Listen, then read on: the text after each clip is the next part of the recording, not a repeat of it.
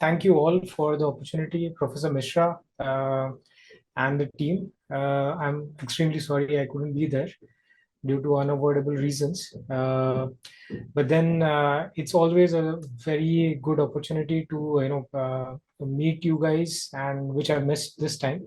And I also missed meeting Professor Ray from Ashoka University, Professor Amitash, a very old friend and contact from Triple IT, his Triple IT Hyderabad days.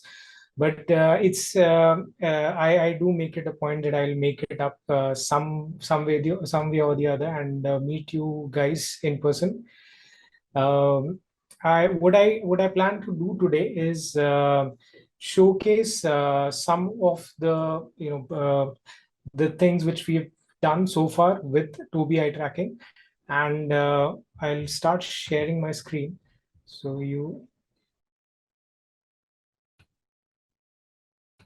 just confirm once you have this visible on your screens. Yeah, we can see it. Perfect, thanks. So, uh, so my association with eye tracking started in 2009. I had just completed my master's in business design and innovation from Chalmers University. I had been introduced to user experience research at university, and then I was working on a project. And then 2B wanted to expand their business in Asia, and that's how my journey with eye tracking began in 2009. And since then it's been the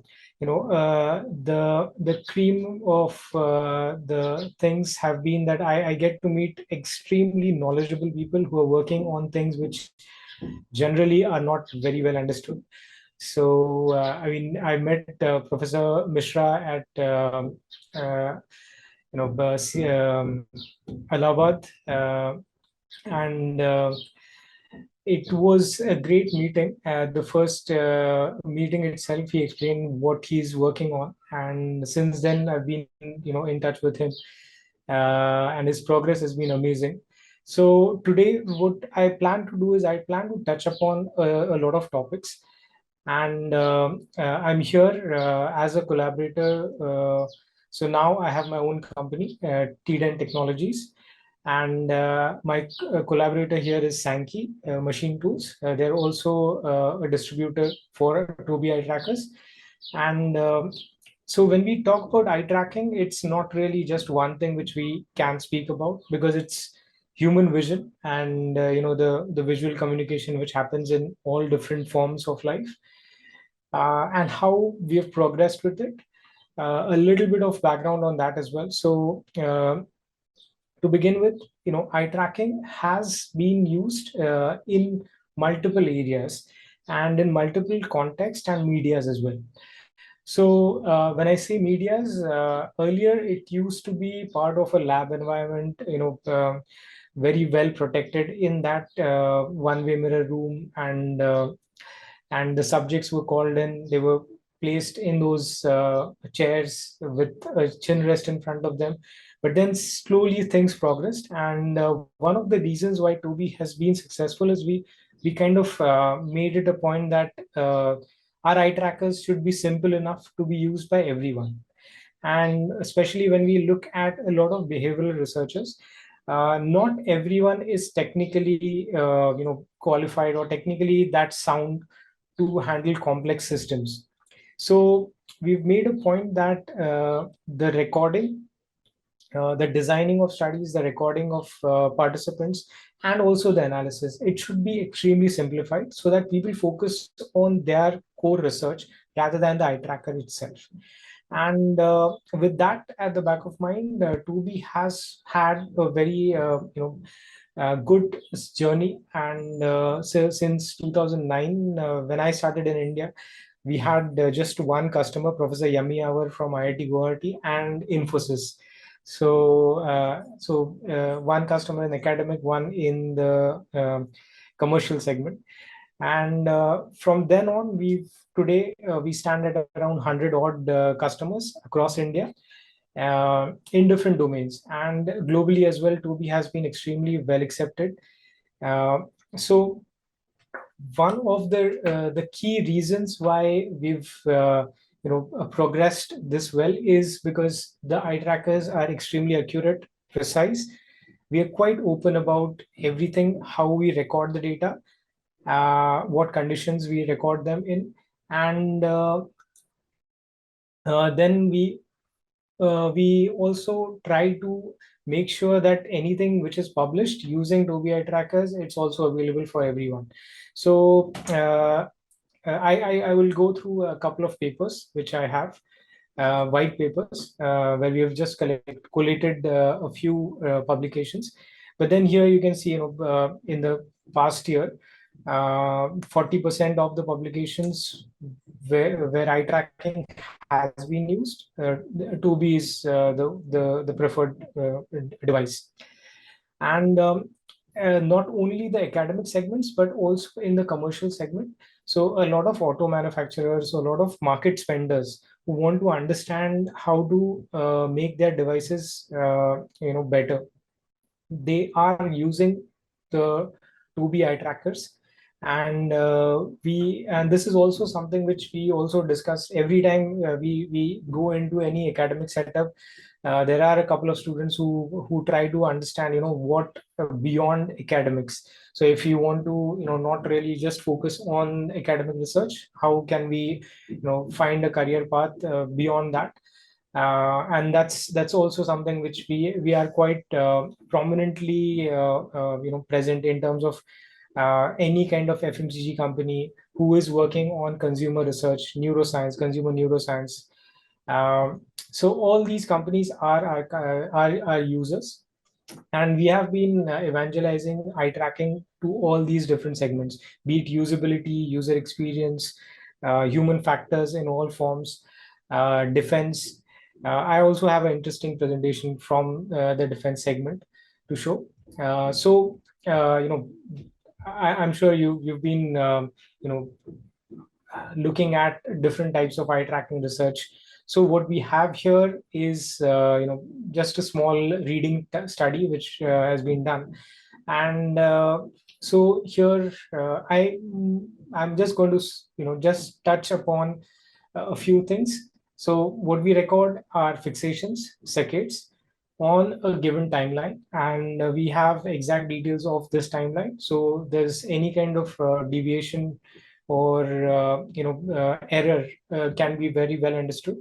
And then apart from that, we also record microsaccadic data, as well as the pupil data. So pupillometry has been very prominently used nowadays, and a lot of researchers earlier they used to triangulate it with an EEG or FNIRS or a GSR.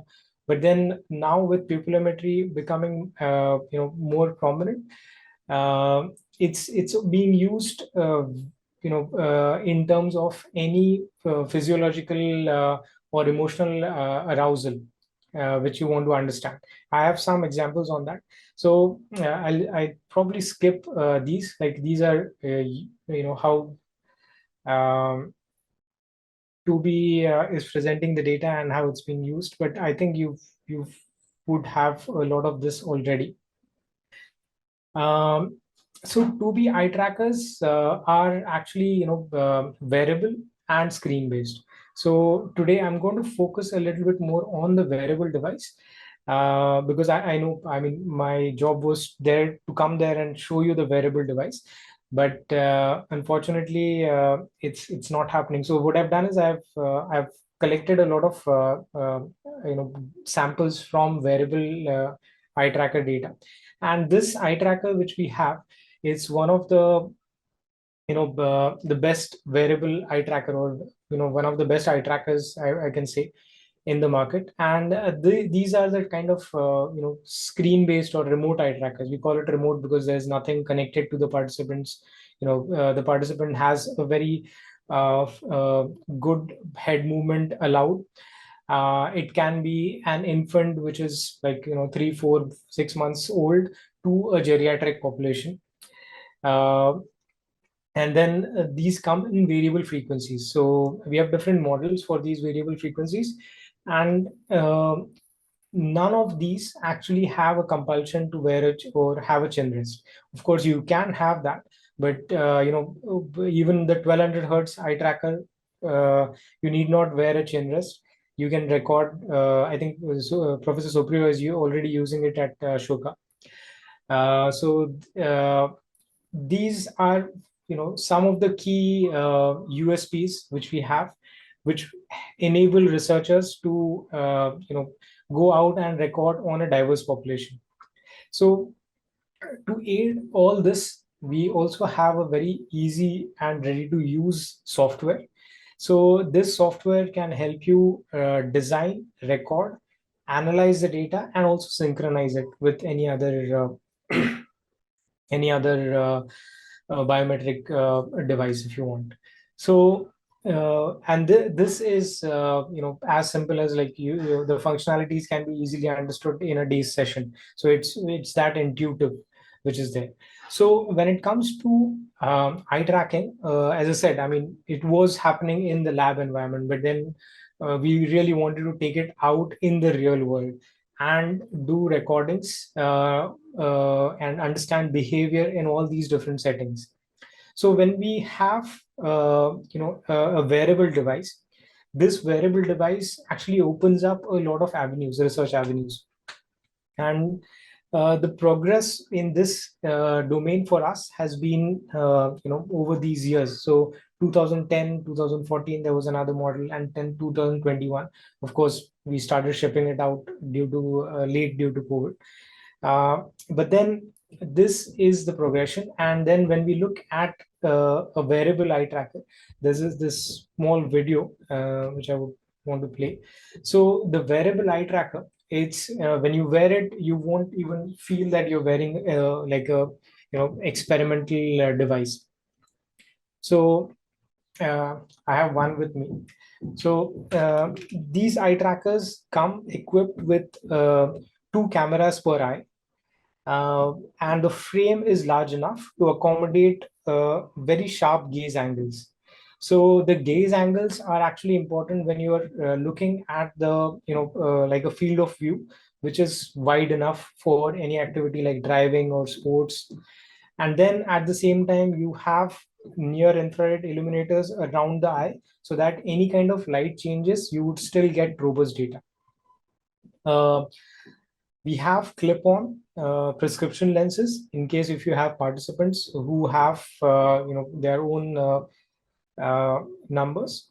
And at the same time, what we have is a very easy to use form factor, as well as so this person is driving with the glasses. You can have ethnographic research, you can have shopper research, consumer studies, you can have product and packaging research, experience research is also something which we have been doing. So understanding how people go in an environment like a hospital environment, how signages are read, or how games are played. How is the quiet eye phenomenon happening. And so these eye trackers have two softwares associated with it. The 2B Pro Lab software, which is an analyzing software, but then there's a ready-to-use real-time analysis software. This software can help you when you're out on the field, like going into a shopping mall, or you're having someone holding a gun on the field, and you want to understand what is this situational awareness, or you're trying to understand interpersonal skills. So what traits in a body language the person looks at. All these can be seen with the gaze data on your mobile phone or any Android device which you have. It can be like a Windows laptop as well. But then what we have done is we've helped people simplify the whole recording process, and it's as simplified as just one person can just go out and do recordings by themselves. So we have done ethnographic research where people have taken the eye tracker with them for for 2 days. So Like any eye tracker, the 2B eye tracker also works on certain frequencies. So this set of eye tracker has two frequencies associated. So there are two different models, 50 hertz and 100 hertz. So with each sample, what you get is four images of the eye, and then the software understands which is the best and converges the data for you. But all this data comes out in a raw format as well.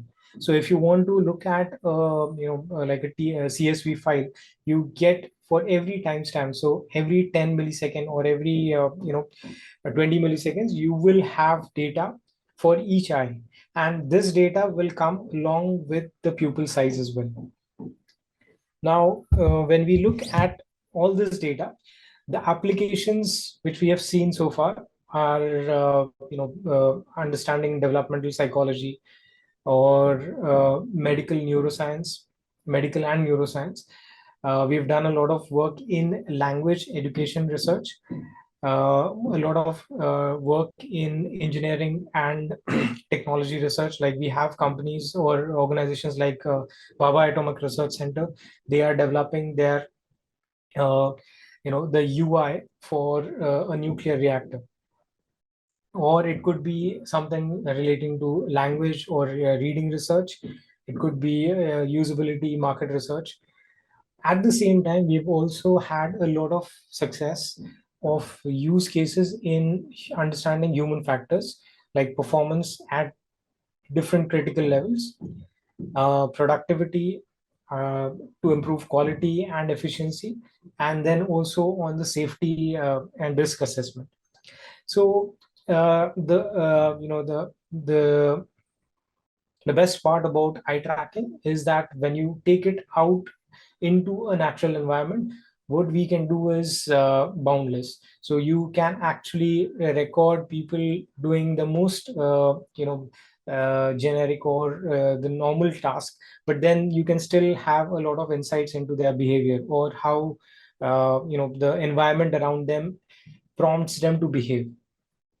So, for example, we are closely working with a lot of medical professionals, especially the teaching institutes, and they are what they are doing is they are recording experts while they are doing complex tasks, and then using that data to either improve the UI, to transfer that skill to new practitioners, and then also to record that and understand how in general people behave in those critical environments. So for example, this is data from a dental university in India, and this video which I'm playing, this is of a student, a postgraduate student, but then you can see the eye gaze, and the lines are actually the fading lines. So the previous, these are the saccades, and we are recording the previous saccades for the last 30 seconds.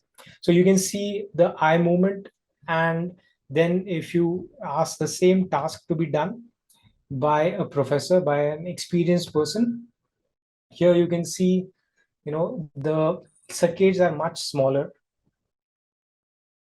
The focus is more on the areas. And also when you look at the bottom of these videos, at the bottom you can see those yellow lines, the peaks which are there. So you can see the number of peaks.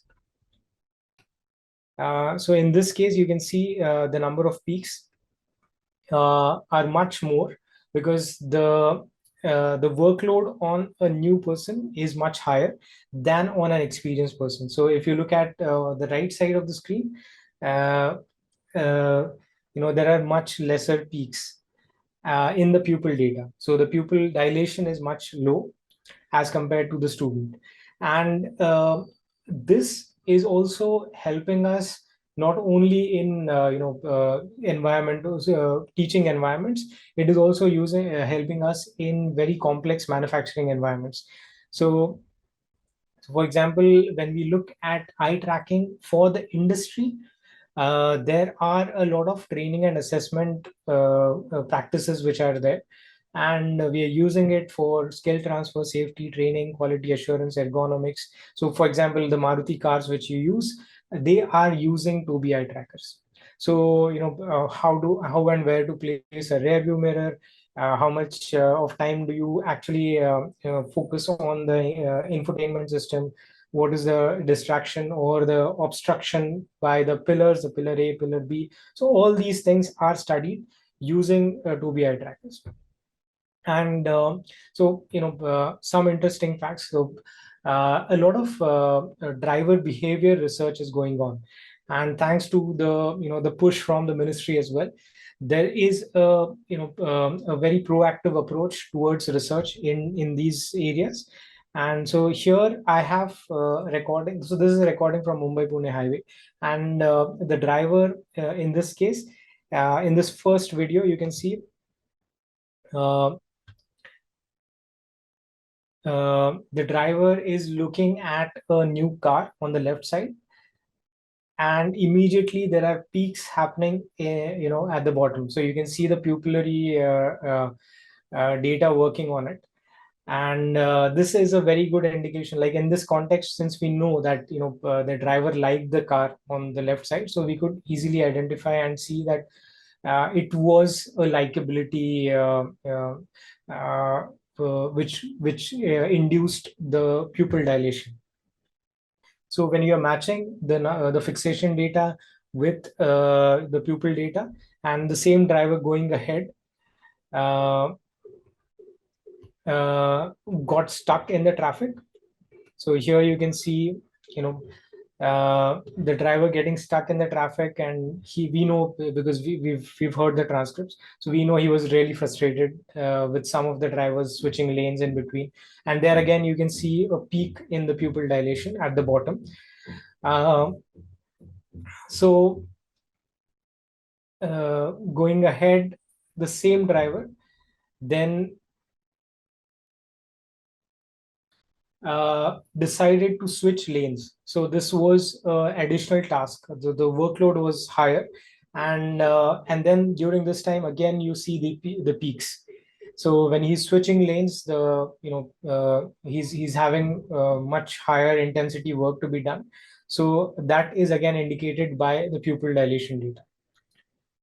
So these are very subtle things which you can actually record live, and all this data is also live for you. So if I'm sitting beside or at the back seat, on my phone or on my computer, I can see this data. So when you look at eye tracking, it actually, the wearable eye tracker especially, it opens up a great amount of areas. And how do we go about doing so? The first part was the live view or the gaze replay, which we saw. Now how do we take it ahead? What we can do is we can identify some snapshots or some images on which we want to collect the data, and take the analysis ahead.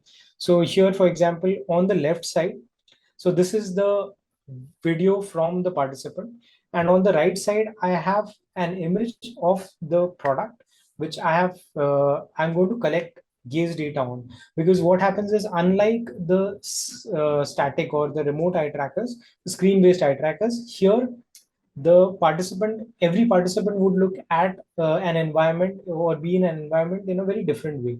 So I wouldn't behave the same way as another person would, in terms of my head movement, my eye movement.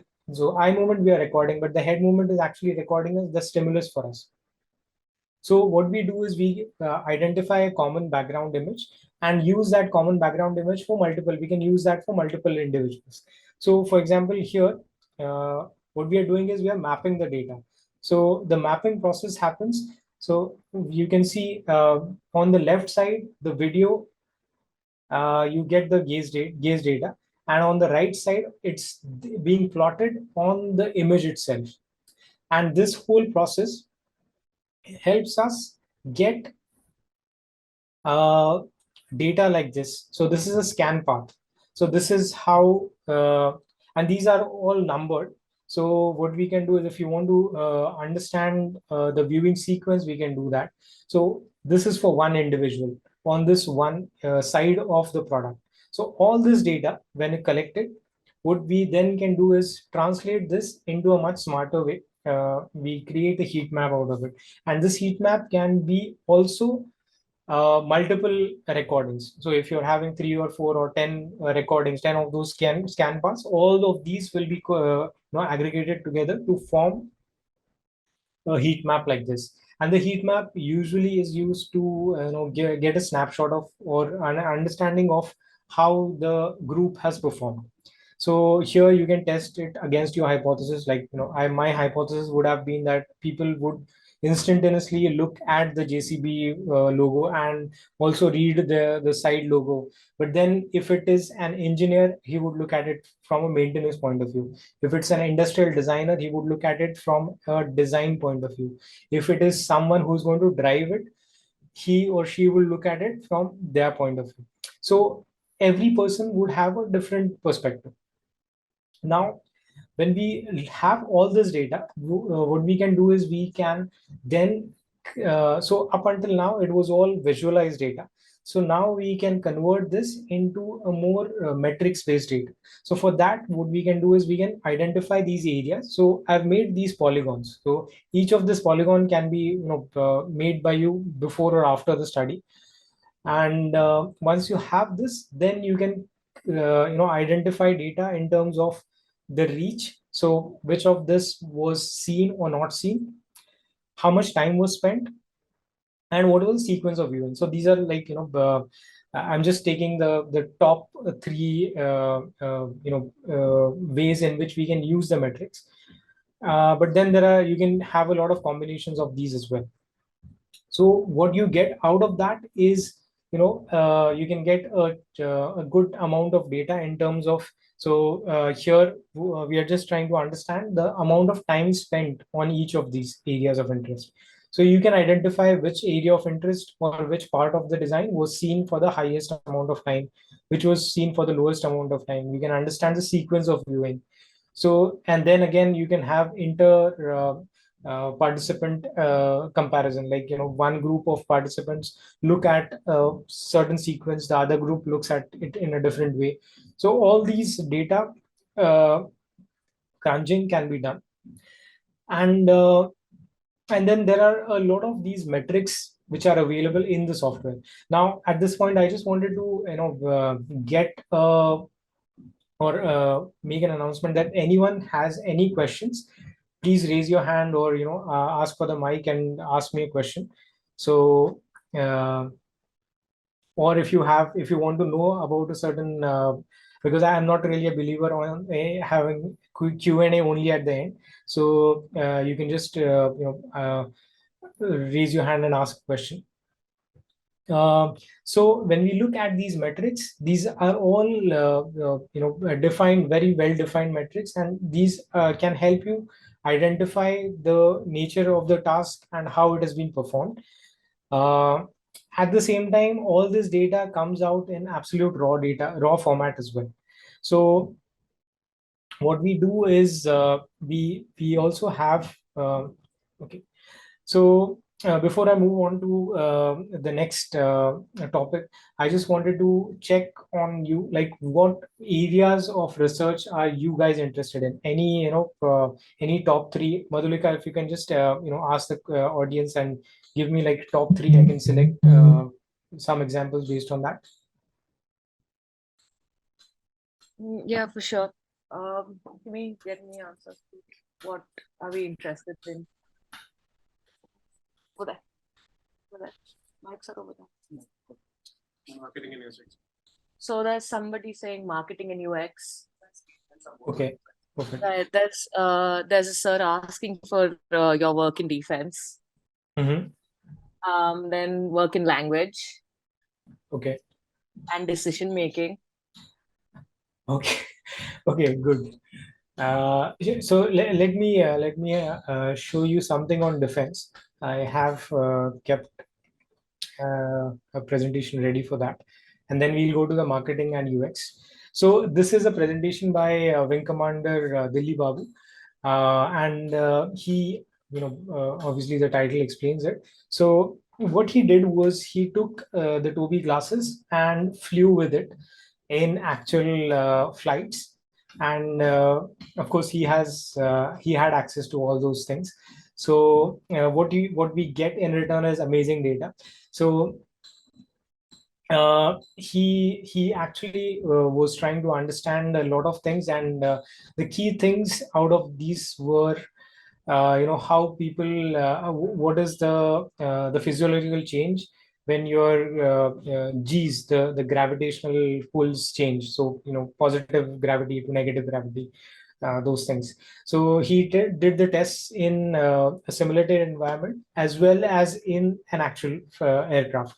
So I have some interesting videos to show here. So this was a pair of glasses, the earlier version of Toby glasses he used. And the three conditions were very flight techy. So some of the findings which we had were on the pupil size.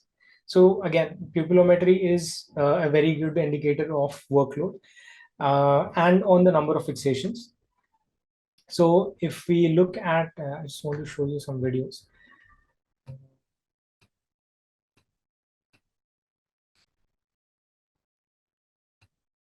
Yeah. So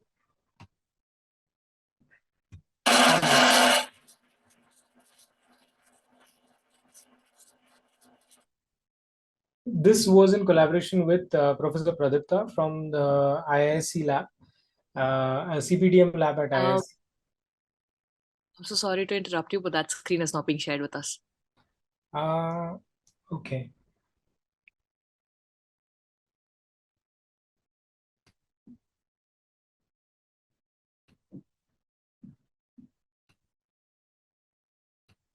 My bad.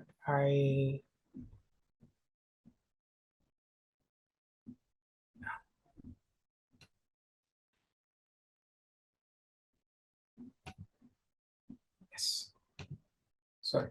So, as I said, I mean, this was Wing Commander Dilli Babu from ASTE, and he did this study in collaboration with IISc Professor Pradipta from the CPDM lab, and this was an international presentation which he did.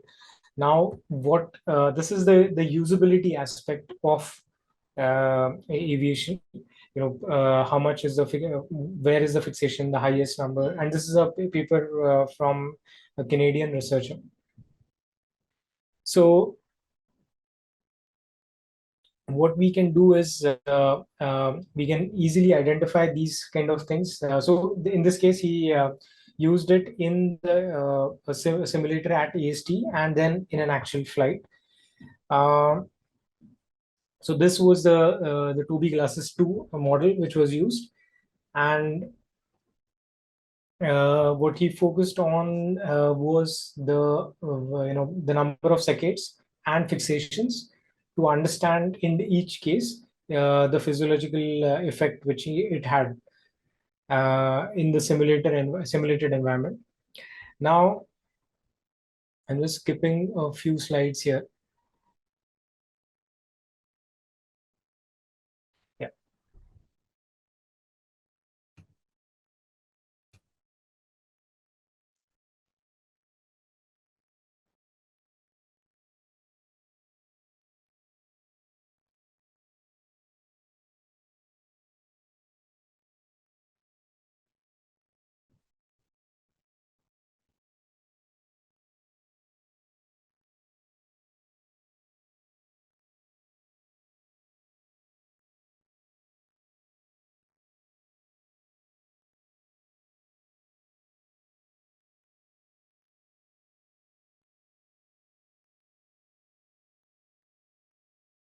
So these are the sorties which they're doing, and then they're looking at the gravitational values.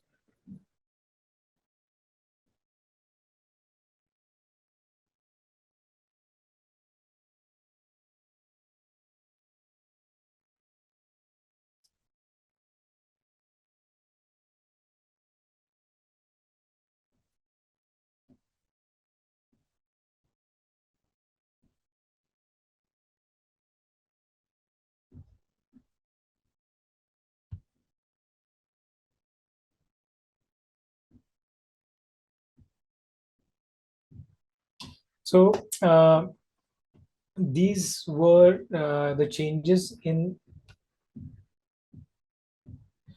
the number of fixations per second.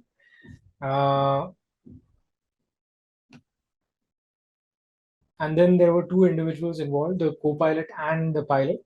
So you can easily see, in case of the pilot, with every different kind of activity, the number of fixations were changing, and then this data is being used to train new pilots. So, uh, so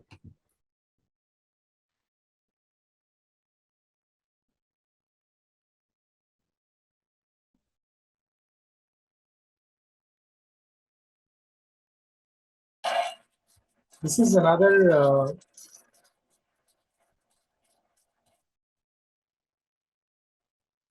This is another video where they are actually identifying a target and trying to go as close as to the target as possible before deciding. And here again, you can look at the gravitational forces 1G, 3G, and 5G, and the rate of fixation changes a lot during this. So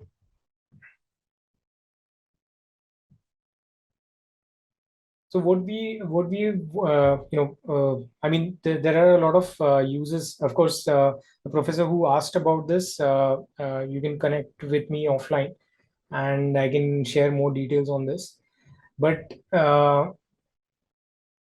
now let me move to the other request, which was there regarding market research. Yeah, this is something which I wanted to show.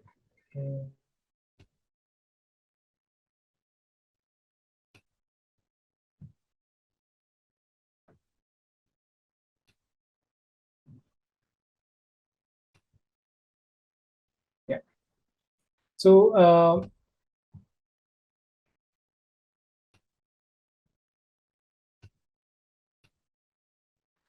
so when we are working with the metrics, this is a kind of guide which was developed by Aga Boyko. She's a quite an experienced user experience researcher.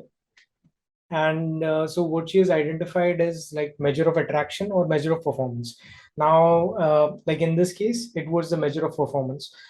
Uh, or even in case of usability, it would be a measure of performance. When you're looking at something which is marketing, which we are going to come to, it would be measure of attraction. So noticeability, interest, the emotional arousal.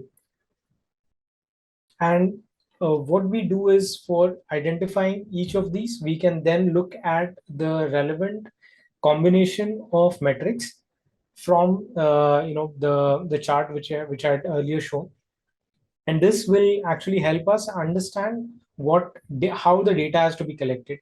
So the most important part here is planning the study in a way that we have to ask minimal amount of questions, and then you get the maximum the objective achieved. So yeah. So when it comes to market research or neuroscience, neuromarketing, we have been doing a lot of studies, and using eye tracking, we can do this in different contexts. So in some cases, it is just identifying uh, uh, you know the likability or the findability of things.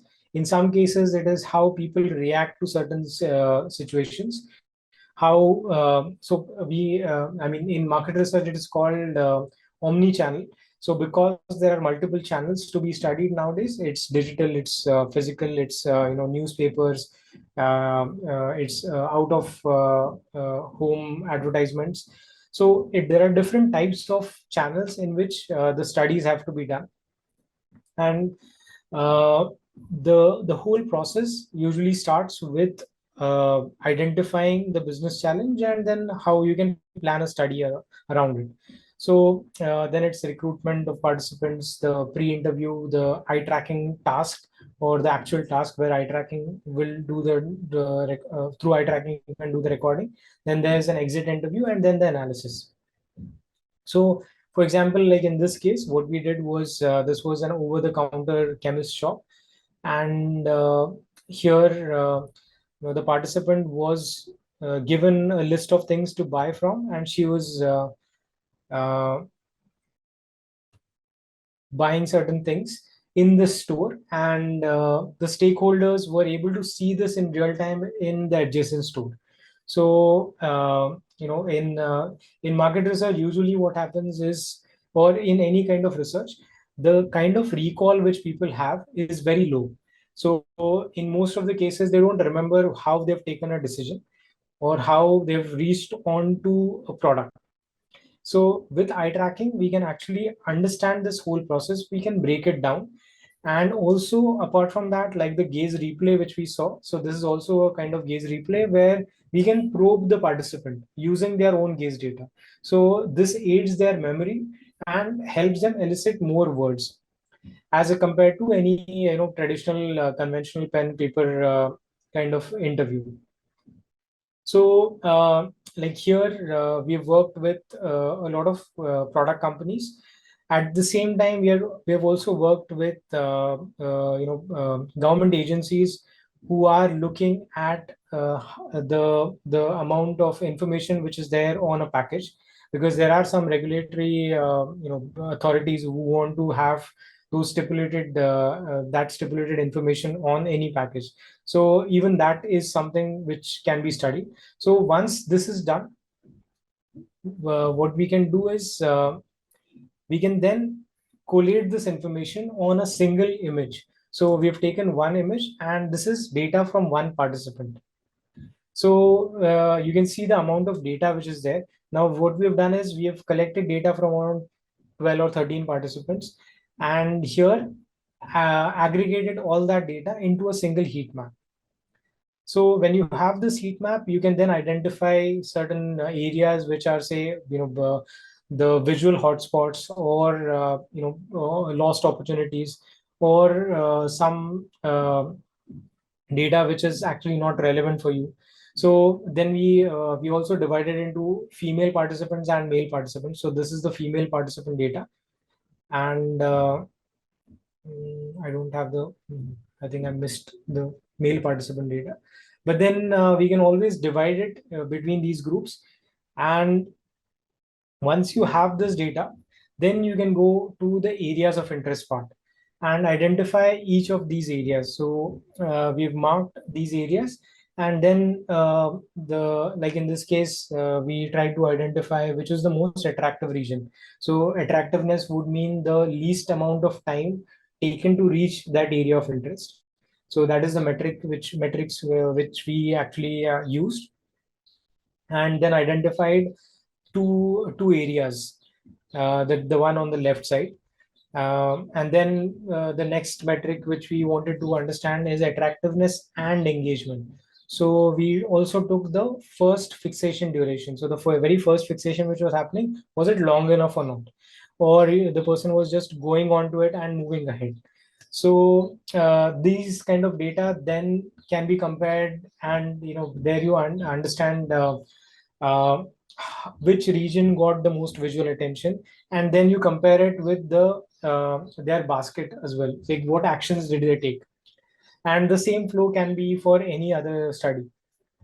So when you look at these applications, like similarly for reading research, so even in reading research, I'll just identify the relevant. So even in reading research, what we have is regression analysis. And with regression analysis, you can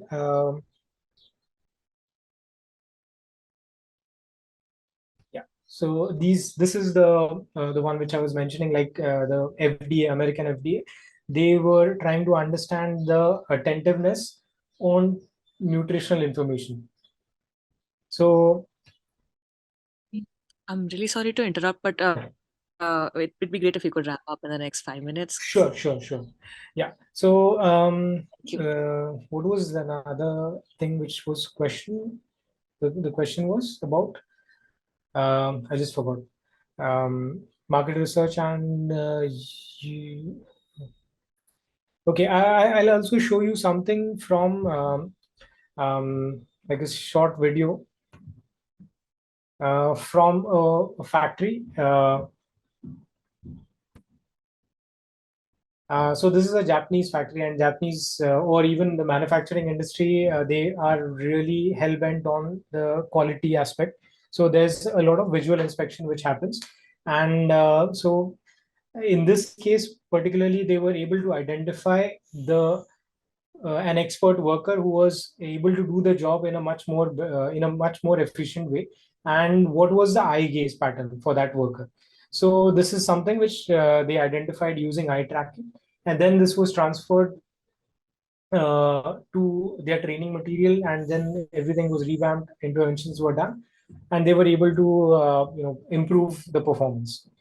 So yeah, I think I've covered most of it. But then again, I do have two white papers which I would love to share. So anyone who wants this, just send me a email request, and I'll share these two white papers. So this is with all the publications in neurology and psychiatry. Uh, um, so so what I want to share. So this is a very good white paper where you can look at and go through, how eye tracking is being used in all these different domains.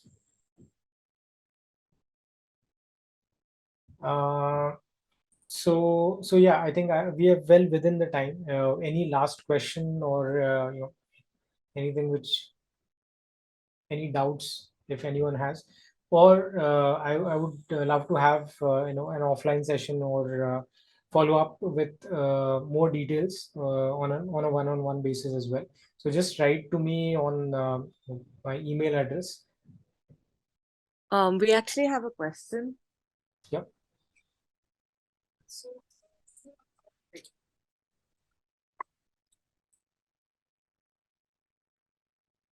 Hello. So yeah, so actually in our lab we have the Toby Pro Lab, the screen eye tracker. Will it be compatible with SR experiment builder? No, it's not really compatible with any other product software. But the thing is that once you use the Toby Pro Lab software, you might not want to go back to the experiment builder. Of course, the experiment builder can be, I mean, if you've used it a lot, it can be something which is easy for you. But then we've seen a lot of researchers who've done like simple tasks in a much better way in the Toby Pro Lab software. And the good part is the Toby Pro Lab can be downloaded for I think a 30-day trial period. So you can download it, you can work on it by yourself, try to understand if it's suiting your requirements.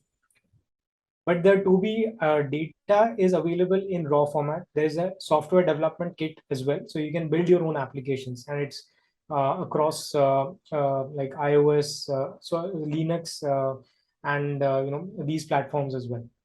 So it's very flexible in those terms. Is your problem using to be pulled up there? Madhulika, you'll have to ask them to either increase the volume, or you can just repeat the question for me. It's still having a discussion. Okay, what is the problem with using collaboration?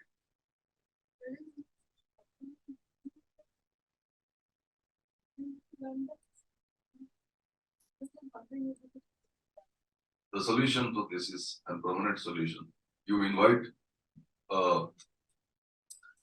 him to IIT Guwahati for a 2-day session, and he will like to go do that, so that you really learn with what you have there. And each software brings its own problems. Correct. And that's a proprietary, product. So if you are very sophisticated, then you can use something else. But I will say that you invite him for a day or two, so that he gives you how to create experiments. But you have to invite someone who is an experimentalist. Yeah. You can, that way. I don't see any. I mean, the whole thing is what experiment you are trying to build, how complicated it is. Our experiments are far too complicated. You are just presenting something and trying to know where somebody is looking. That's very simple. So anything will work. But if you are creating a very complicated visual search and have multiple parameters in there, then it is. So I would like to know what is it that you want to input.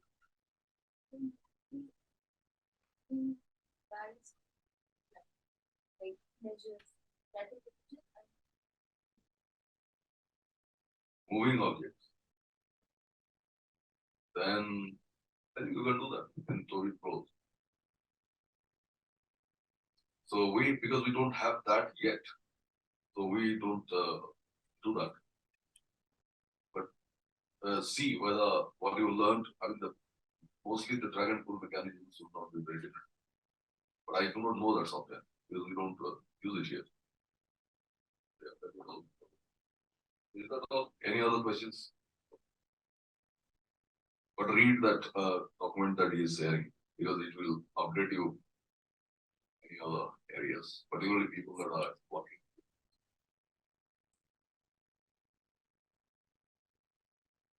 Okay. Thank you for the lecture and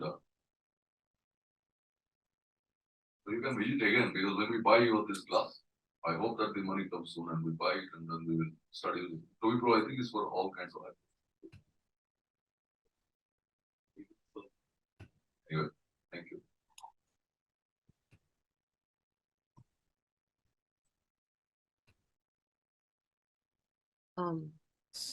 So great. So I think any more questions? No. No, I don't think there are any more questions from the audience. Yeah, great. Thank you so much. Thank you, Professor Mishra. And again, I apologize I couldn't be there. So hope to see you soon. And yes, if any questions, just write to us or through Professor Mishra as well. Open to that. Thank you so much. Yeah. So I'm sure if anybody has any questions, they will contact you, and we look forward to seeing you here in person soon. Thank you so much for your talk. It was really nice of you to take time out for us, and yeah, we hope to see you soon. Thank you. Thank you.